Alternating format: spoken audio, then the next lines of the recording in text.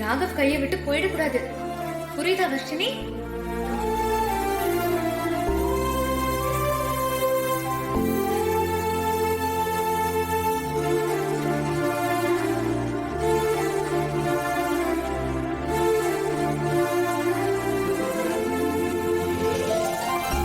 Hello everyone. Hello. I will tell you about our project basic details.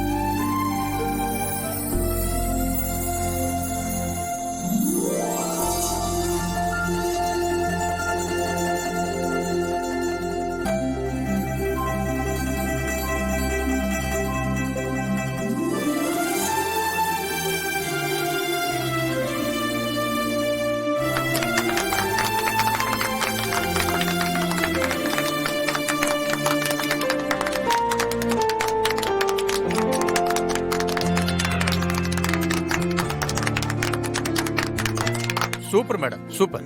Raghav sir இல்லையே, இந்த ப்ராஜெக்ட்டை யார் எப்படி ஹேண்டில் பண்ண போறாங்கன்னு நாங்க நினைச்சுக்கிட்டு இருந்தோம். நீங்க அருமையா ஹேண்டில் பண்ணீங்க.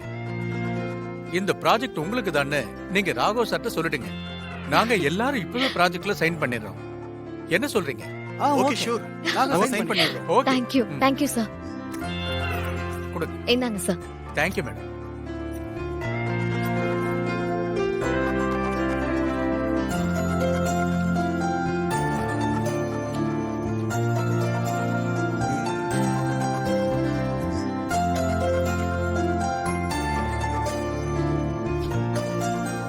இந்தாங்க. Thank you. சுபத்ரா, வர்ஷினி எப்படி மீட்டிங் அட்டெண்ட் பண்ணாமா? அத்தை, நீங்க 2 பேரும் ஆபீஸ் வந்திருக்கணும். ஏங்க சும்மா சொல்லக்கூடாதுங்க. ராகவுக்கு ஈக்குவலா என்ன ஒரு கமாண்டிங் வர்ஷினியோட வாய்ஸ்ல. கிளையன்ட்ஸ் எல்லாம் ரொம்ப இம்ப்ரெஸ் ஆயிட்டாங்க. ஓ, இந்த ப்ராஜெக்ட் நமக்கு தான் சொல்லிட்டு போயிட்டாங்க. சைனும் பண்ணிட்டாங்க. சூப்பர். Thank you மாமா.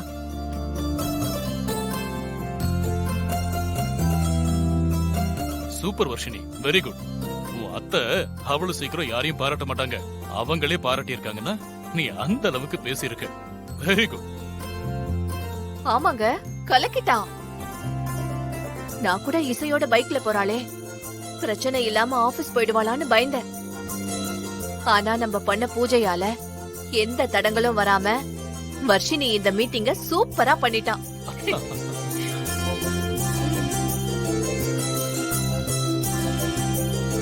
இப்படி சொதப்பிடுச்சு.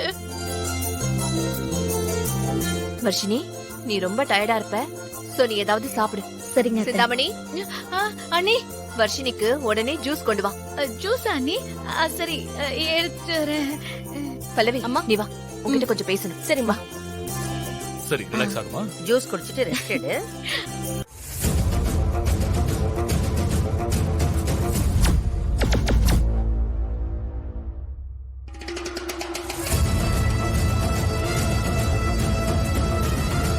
ஏய், நீ எல்லாம் ஒரு பொண்ணா?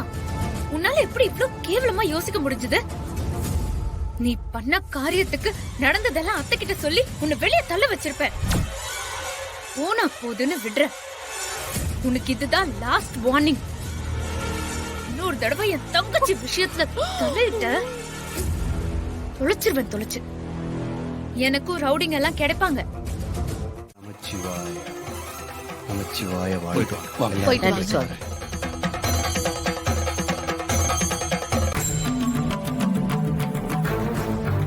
சுபத்ரா, சாமி ஏதேதோ சொல்றாருமா.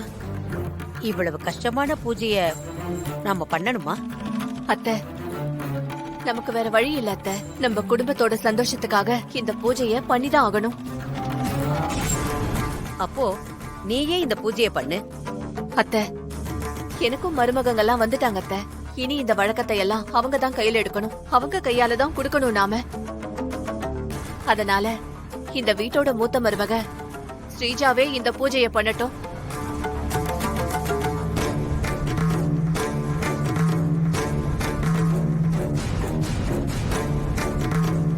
மா, ஸ்ரீஜாலாம் இதுக்கு முன்னாடி பூஜை ரூம்ல உட்கார்ந்து நான் பார்த்ததே இல்ல. அவளை போய் இந்த பூஜையில உட்கார சொல்றீங்க? அதெல்லாம் வேண்டாம். இந்த பூஜை இந்த பிரார்த்தனை எல்லாம் இசைக்கு தான் நல்லா வரும். அவளே இந்த பூஜையை பண்ணட்டும். சித்தர் சொன்னதை கேட்டான்ல. இது விளையாட்டு காரியம் இல்லைன்னு அவன் கிட்ட சொல்லுங்க. விஷால் இரு, நான் குருஜி சொன்னதை கேட்டதுனாலதான் இதெல்லாம் சொல்றேன். இசை மட்டும் தான் இந்த வீட்டுக்காக பொறுப்பா இந்த பூஜையெல்லாம் பண்ணுவா. டேய், டேய், விஷால், போதும், இரு. அவனை பேசாம இருக்க சொல்லுங்க. இசையோட ஜாதகத்தாலதான் இரு. இத்தனை குழப்பமும் நடந்திருக்கு.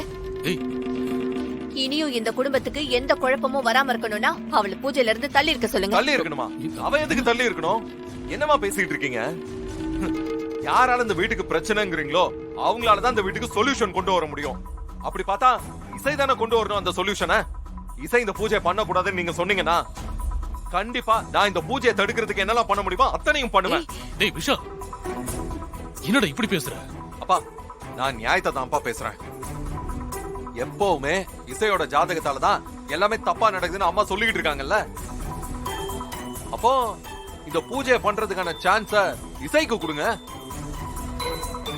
இசையும் இந்த பூஜைய சரியா பண்ணி முடிப்பா. அப்படி முடிச்சா அம்மாவுக்கும் பல விஷயம் தெரிய வரும். இசை, நீ தான் இந்த பூஜையை பண்ணணும். இசை தான் இந்த பூஜையை பண்றா. பெரிய மனுஷன் மாதிரி பேச வேண்டாம்னு சொல்லுங்க. அத்தை, இந்த பூஜையை இசையே பண்ணட்டும்.